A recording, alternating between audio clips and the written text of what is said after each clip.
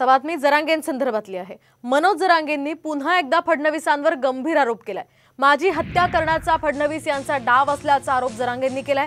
तर पूर्वीच्या काळात आत्या कान भरायची, आता फडणवीस ते काम करत असल्याची घणाघाती टीका सुद्धा जरांगेंनी केली आहे। दरम्यान जरांगेंनी सरकारला पुन्हा एकदा नवी डेडलाईन दिली आहे।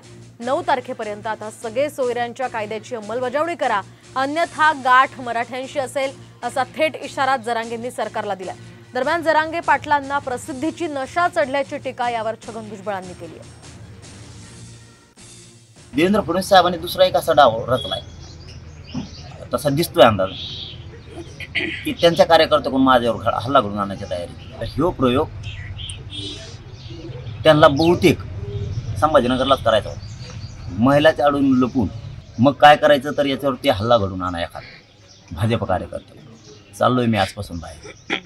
तुमचे कार्यकर्ते कुठं अडवायचं सांगितलं ना तुम्ही, त्यांना हल्ला करायचा सांगितलं ना माझ्यावरती, बघतो मी कोण त्याचा घात करेल।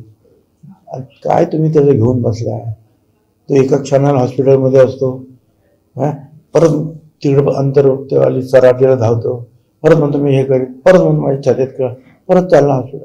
काय त्याचं घेऊन बसलेलं आहे? काय तर झालं आता त्याचं सगळं ते नाटक जे आहे सगळ्या महाराष्ट्राच्या लक्षात आलेलं आहे, सर्व समाजाच्या लक्षात आलेलं आहे आणि सर्व जे राज्यकर्ते जे आहे त्यांच्या लक्षात आलेलं आहे की आपण सगळं केलं, मराठा समाजाला वेगळं आरक्षण दिलं,